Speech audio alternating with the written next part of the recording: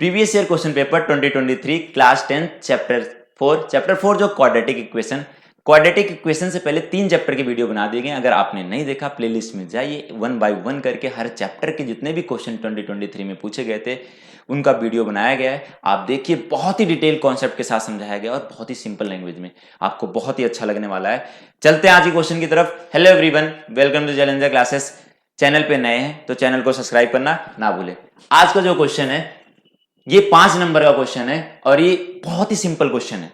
और इसको करने के लिए सबसे पहले क्वेश्चन को देखो, पढ़ा करो। क्वाड्रेटिक इक्वेशन का जो दिया हुआ है, ऐसे क्वेश्चन बहुत सारे वर्ड प्रॉब्लम में पूछे जा सकते हैं और 5 नंबर का क्वेश्चन अगर जाएगा तो आपको बहुत लंबा मार्क्स लेके जाने वाला है।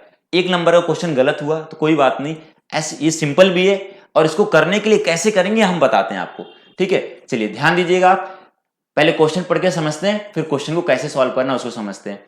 A train travels at a certain average speed for a distance of 54 kilometre. ये बोल रहे हैं 54 किलोमीटर डिस्टेंस कवर करने के लिए एक ट्रेन जो है वो एवरेज स्पीड से चलती है। वो स्पीड हमें नहीं पता है, ठीक है। इसके बाद then travels a distance for, वही ट्रेन 63 किलोमीटर के डिस्टेंस को कवर करती है, उसका भी एवरेज स्पीड होता है, लेकिन पहले के एवरेज स्पीड से 6 किलोमीटर ज्यादा होता है। वही लिखा हुआ है कि speed of 6 kilometre more than first speed, पहले स्पीड से 6 किलोमीटर ज्यादा था। फिर इसके बाद बोला गया what was the first average speed, पहले का एवरेज स्पीड क्या होगा। और दूसरे का भी पूछा जाता तो दूसरे का भी निकल जाता, बस 6 ज्यादा होगा उससे। तो क्वेश्चन को समझने के लिए आप ध्यान दीजिए इधर कि क्वेश्चन जो था कि 54 किलोमीटर वो एवरेज स्पीड से गई। जो एवरेज स्पीड हमने मान रखा है वो x किलोमीटर पर हावर की स्पीड से है, ठीक है। और आगे जो 63 किलोमीटर है वो इससे 6 किलोमीटर पर हावर स्पीड ज्यादा है। इसका मतलब इसका x प्लस 6 किलोमीटर हो जाएगा, क्या हो जाएगा, पर हावर हो जाएगा, ठीक है। बहुत ध्यान से कोशिश करिएगा। अब ये बोल रहे हैं कि इन दोनों स्पीड को अगर हम कवर करते हैं तो टोटल टाइम जो लगता है वो 3 घंटे का लगता है। कितना लगता है? 3 घंटे का लगता है। तो यहां से देखिए कि आपको तो बहुत सारी चीजें मिल गए और क्वेश्चन भी सॉल्व भी हो गया ऑलमोस्ट लग रहा है। अब लेकिन इसको लिखेंगे कैसे, वो चीज पे फोकस करना है। तो चलिए उसको लिखने पे हम फोकस करते हैं। सबसे पहले मान लेते हैं लेट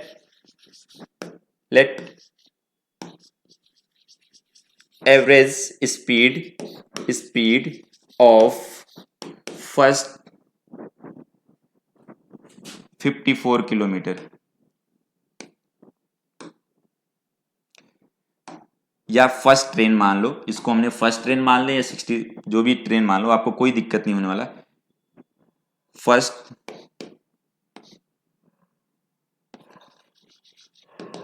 ट्रेन, ठीक है।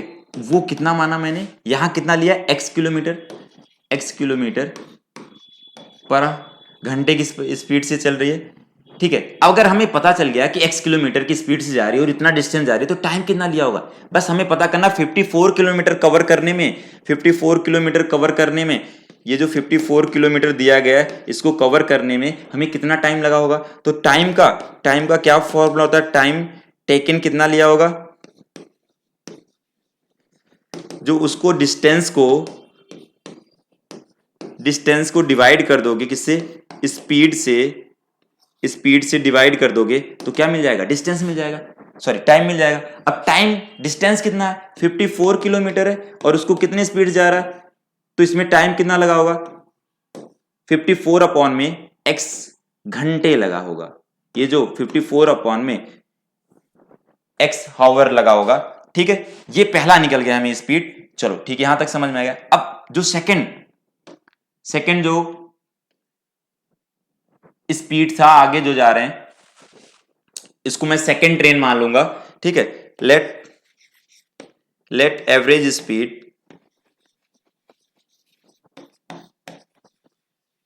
Speed of second train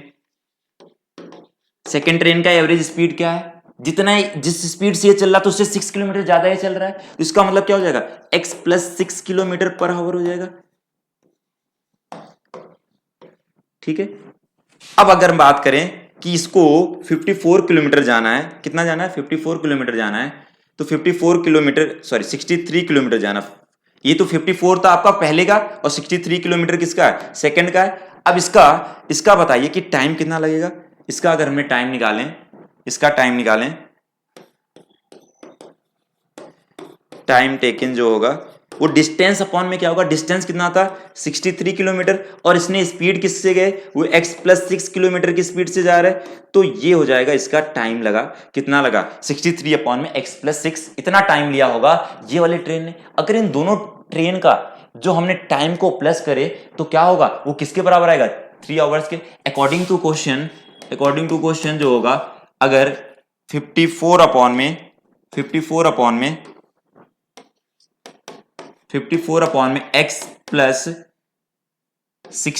upon में x+6 को ऐड करते हैं तो बराबर आएगा किसके, 3 आवर्स के बराबर आएगा। मतलब ये दोनों मिला के जो 3 घंटे का टाइम लिए थे। अब इसी को सॉल्व करना है, सॉल्व करके क्वाड्रेटिक इक्वेशन की वैल्यू बताना है।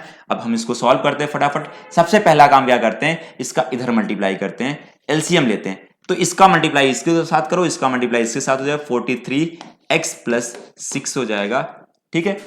और इधर जो आएगा प्लस इसका मल्टीप्लाई इसके साथ करेंगे तो 63 इंटू एक्स, और नीचे क्या होगा, इन दोनों का मल्टीप्लाई करके x मल्टीप्लाई x+6 हो गया, और इधर आ जाएगा 3/1।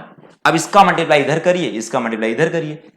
इसके बाद इससे पहले हम क्या करते हैं, इन दोनों में 63 और 54 में 3 का कॉमन हो रहा है, या 3 से इधर वाले को डिवाइड कर दो। ये 3 को कॉमन कर लीजिए, 3 को कॉमन करेंगे तो यहां पर क्या हो जाएगा, 3 1 जा 3, 3 8 जा 18, x+6 बचेगा। यहां से हमने 3 कॉमन कर लिया। जिस चीज को कॉमन करते उसी चीज से डिवाइड कर देते हैं। इसका मतलब 54 को हमने किससे डिवाइड कर दिया, 3 से। फिर इसमें से आप क्या करिए, 3 को कॉमन करिए, ये 3 2 जा और 3 1 जा, यहां आ जाएगा x आ जाएगा, ठीक है। इधर हो जाएगा 3 और x+6 हो जाएगा, क्या हो जाएगा x+6। इस 3 से 3 कैंसिल हो जाएगा, इसको इधर भेजोगे तो डिवाइड में आएगा। अब 18 इसका मल्टीप्लाई करिए, 18x प्लस 18 इंटू 6 करोगे तो कितना आ जाएगा,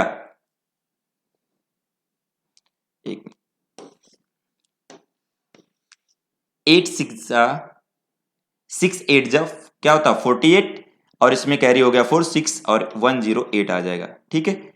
और प्लस इधर हो जाएगा 21x, और इधर मल्टीप्लाई करेंगे तो x² प्लस 6x हो जाएगा। अब सारे को एक साइड ले जाओ, एक साइड ले जाओ, इधर हो गया x² प्लस 6x, और 18 प्लस 21 को ऐड करेंगे तो कितना हो जाएगा, 18 प्लस 21 को करेंगे तो कितना आ जाएगा। तो यहां से अगर हम सॉल्व करेंगे तो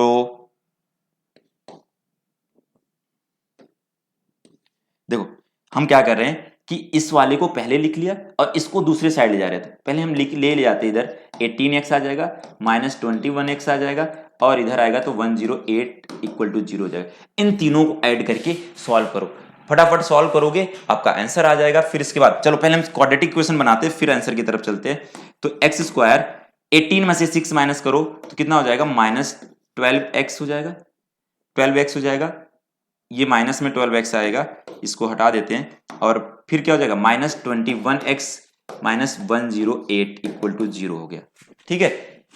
अभी भी इसको सॉल्व करने की जरूरत है, या इसमें से कुछ कॉमन हो रहा है तो इसी को कॉमन कर लेते हैं, नहीं अभी तो सॉल्व कर लेते हैं, फिर इसके बाद देखते हैं हमने कि क्वाड्रेटिक इक्वेशन क्या बन रहा है, उसके हिसाब से हम बनाएंगे। तो 1 में ये 3 हो जाएगा, और यहां पर करोगे 3 minus 3x minus 108 equal to 0 हो गया। तो ये आया हमारे पास क्वाड्रेटिक इक्वेशन। इस क्वाड्रेटिक इक्वेशन को हमें क्या करना है, सॉल्व करना है।